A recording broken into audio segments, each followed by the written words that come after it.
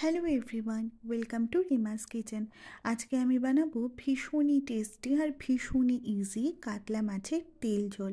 এটা খেতে যতটাই টেস্টি, বানাতে কিন্তু ততটাই ইজি আর ভীষণ তাড়াতাড়ি রেডি হয়ে যায়। তাহলে চলুন বানিয়ে নেওয়া যাক। এখানে আমি কিছুটা সর্ষের তেল খুব ভালো করে গরম করে নিয়েছিলাম আর নুন আর হলুদ দিয়ে মাছগুলোকে মাখিয়ে রেখেছিলাম। আর এবার খুব ভালো করে ভেজে নেব। আপনাদের যেমন ভাজা আপনারা খান বা পছন্দ করেন সেরকমভাবেই ভেজে নিতে পারেন, খুব কড়াও করে নিতে পারেন, আবার অনেকে হালকা মাছ ভাজা পছন্দ করে সেরকমও করে নিতে পারেন। এবারে যে তেলটা বাকি ছিল সেই তেলটার মধ্যেই আমি কালো জিরে দিয়ে দিলাম আর কাঁচা লঙ্কা দিয়ে দিলাম। কাঁচা লঙ্কাটা কিন্তু দেওয়ার আগে অবশ্যই একটুখানি চিড়ে দেবেন বা ফাটিয়ে দেবেন, না হলে এটা ফেটে বীজটা হাতে মুখে লাগতে পারে। তো এবার এর উপরে আমি দিয়ে দিলাম কিছুটা হলুদ আর লঙ্কার গুঁড়ো। হলুদ আর লঙ্কার গুঁড়োটা দেওয়ার পরেই জাস্ট 2-4 সেকেন্ড একটু নাড়িয়েই আমি আলুগুলো এর মধ্যে দিয়ে দেবো। হলুদ আর লঙ্কার গুঁড়োটা দেওয়ার পরে কিন্তু বেশিক্ষণ কড়াইয়ের মধ্যে নাড়াচাড়া করবেন না, তাহলে ওটা পুড়ে গেলে কালারটা বাজে হয়ে যাবে। তো এবার আমি আলুর মধ্যে দিয়ে দিলাম নুন। এবার খুব ভালো করে নাড়াচাড়া করে ভেজে নেব। এবার আমি আলুর মধ্যে দিয়ে দেবো সর্ষের তেল। সর্ষের তেলটা কিন্তু ফোড়নের আগে ইউজ করবেন না, ফোড়ন হয়ে যাওয়ার পরে এই সর্ষের তেলটা যতটুকু পরিমাণে দরকার হবে ততটুকু অ্যাড করবেন। তাতে কি হবে, সর্ষের তেলের খুব সুন্দর একটা স্ট্রং স্মেল আসবে। এবার আমি দিয়ে দিলাম আদা আর জিরে গুঁড়ো দিয়ে খুব ভালো করে নেড়ে চেড়ে নেব, নিয়ে কিছুক্ষণ ঢাকনা দিয়ে দেবো। এবার আমি দিয়ে দেবো জল, দিয়ে খুব ভালো করে ফুটিয়ে নেব।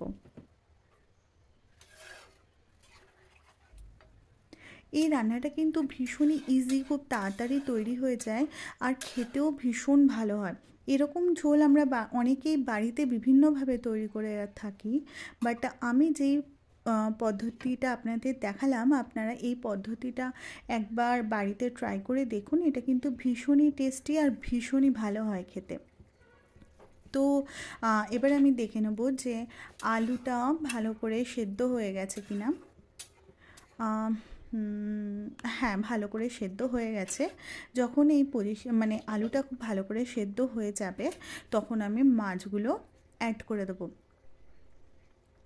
মাছগুলো অ্যাড করে দিয়ে আপনাদের যতটা পরিমাণে ঝোল প্রয়োজন আপনারা ঠিক ততটা পরিমাণে জল দিয়ে দেবেন, দিয়ে ভালো করে জাস্ট ফুটিয়ে নেবেন। আপনারা চাইলে এর মধ্যে ধনেপাতাও ইউজ করতে পারেন, বাট আমার এই কালো জিরে, কাঁচা লঙ্কা আর আদার আর সর্ষের তেলে যে স্ট্রং ফ্লেভারটা আছে না, সেটা এই ঝোলটার আমার পার্সোনালি ভীষণ ভালো লাগে।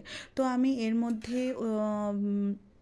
ধনেপাতা দিয়ে ওই গন্ধটাকে মানে খারাপ করতে চাই না আর কি। আপনারা যদি মনে করেন যে এর মধ্যে ধনেপাতা দেবেন, তাহলে আপনারা এর মধ্যে ধনেপাতা দিতে পারেন, কোনো অসুবিধা নেই। বাট আমি যেরকমভাবে করলাম, আপনারা যদি বাড়িতে এক্স্যাক্ট সেরকমভাবে একবার ট্রাই, আপনাদের কিন্তু সেরকমভাবেও ভীষণ পছন্দ হবে।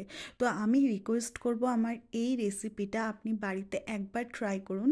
আর কয়েকটা ট্রিক্স যেগুলো আপনি কিছুক্ষণ ফোড়ন দেওয়ার আগে সর্ষের তেলটা অ্যাড করবেন না, ফোড়ন দেওয়ার পরে অ্যাড করবেন, একটু আদা কিছুক্ষণ পরে অ্যাড করবেন। এই ট্রিক্সগুলো একটুখানি যদি ফলো করেন, আর কাঁচা লঙ্কা আর কালো জিরেটা খুব ভালো করে তেলে দিয়ে ভেজে নেবেন, এগুলো যদি খুব ভালো করে ফলো করেন না, তাহলে ঝোলটা কিন্তু ভীষণ ভালো হবে খেতে। আমার রান্নাটা আপনাদের কেমন লাগলো আমাকে অবশ্যই জানাবেন। আর আমার চ্যানেলটা যদি আপনাদের ভালো লেগে থাকে, প্লিজ আমার চ্যানেলটা লাইক, শেয়ার, কমেন্ট আর সাবস্ক্রাইব করবেন। Thank you for watching.